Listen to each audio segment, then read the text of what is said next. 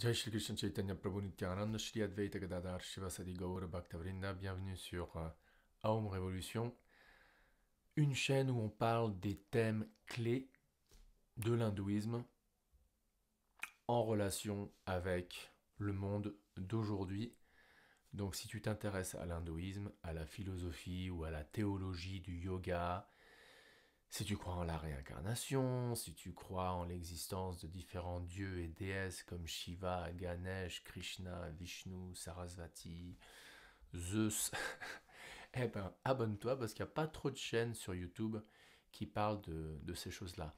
Moi, ça fait environ 29 ans que je lis de manière quotidienne les grands classiques de l'Inde, en particulier deux livres, notamment la Bhagavad Gita, considérée comme la Bible de l'hindouisme, et un autre texte beaucoup plus gros de 14 000 versets qui s'appelle le Bhagavad Purana ou le Srimad Bhagavatam. Et je peux dire que dans ma vie aurait été vraiment différente si j'avais pas pris refuge littéralement de cette sagesse qui est déclarée comme ayant un effet de purification. Donc quand on rentre en contact avec cette sagesse, avec ce son transcendantal, avec cette philosophie transcendantale, on peut dire, eh ben, selon le texte et selon ce qui est dit à propos de ces textes, il y a un effet de purification dans notre conscience. On devient plus heureux, plus paisible, plus connecté avec le divin, plus connecté avec notre source, notre racine spirituelle. Et ça, bien sûr, quand on est dans cet état-là, eh ben, tout dans notre vie devient plus facile, quoi. Après, on va quand même mourir, mais bon, d'ici là, c'est quand même un peu plus rosy, comme on dit en anglais. Euh, il y a un... J'arrive pas à dormir en fait. Et donc là, j'ai un verset que je vais vous lire. Un super beau verset du Srimad Bhagavatam, du Bhagavad Purana, qui apparaît dans le deuxième livre. Et quand j'ai lu, j'étais là, alors j'arrive pas à dormir, j'arrive pas à dormir. Bon, est-ce que je fais une vidéo ou pas, ou est-ce que j'attends à demain, jusqu'à demain?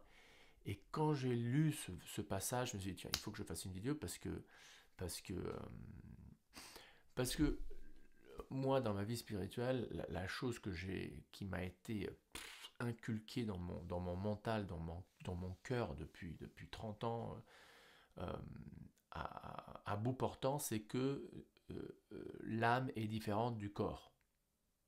Nous ne sommes pas notre corps, donc on n'est pas homme ou femme, ou blanc ou noir, ou juif ou chrétien, ou hindou, ou homo ou hétéro, ou toutes sortes d'identifications corporelles, nous ne sommes pas ça.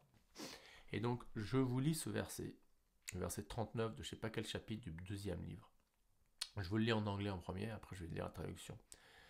As a mortal is surely different from his son and his wealth, although out of affection he regards them as himself, similarly a person is different from his body and whatever is associated with it. Donc tout comme un mortel, c'est-à-dire toi, moi, tout comme un mortel est certainement différent de son fils ou de son argent. Donc si tu as un enfant, que ce soit une fille ou un fils, tu es d'accord que tu es différent de ton fils ou de ton enfant. Idem avec ton argent. L'argent que tu as dans la banque ou dans ton portefeuille ou sur ta carte Visa, tu es différent de cet argent, hein. Mais par affection, par des sentiments d'affection, tu les considères comme toi-même. Eh bien, de la même personne, une personne est différente de son corps et de tout ce qui y est associé. Ouais, elle est belle l'analogie. Donc tout comme quelqu'un s'identifie avec son fils et son argent en pensant de manière pas vraiment claire, c'est moi, quoi, tu te vois dans ton fils, tu te vois dans ton argent, tu t'identifies beaucoup avec ton enfant, mais tu ne l'es pas.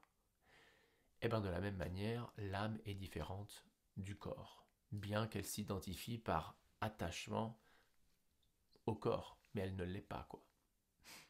Donc ça c'est un bon rappel pour toi, quoi. Rappelle-toi que t'es pas ton corps.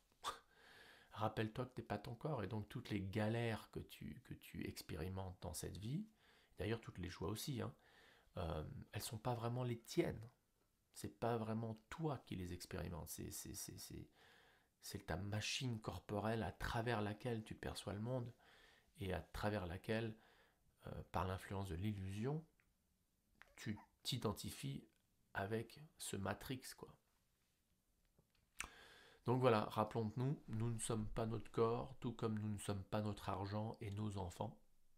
Et si on continue à se souvenir comme ça, de manière quotidienne, que nous sommes beaucoup plus que notre corps, que nous sommes des âmes éternelles, que nous avons une vie spirituelle parallèle et transcendantale à tout ce qui nous arrive en ce monde et à ce corps, eh ben, comme j'ai dit, on peut vivre une vie beaucoup plus pleine, beaucoup plus satisfaite, beaucoup plus heureuse, euh, car on est situé sur une plateforme, disons, transcendantale, qui commence avec cette notion de se rappeler que nous ne sommes pas notre corps.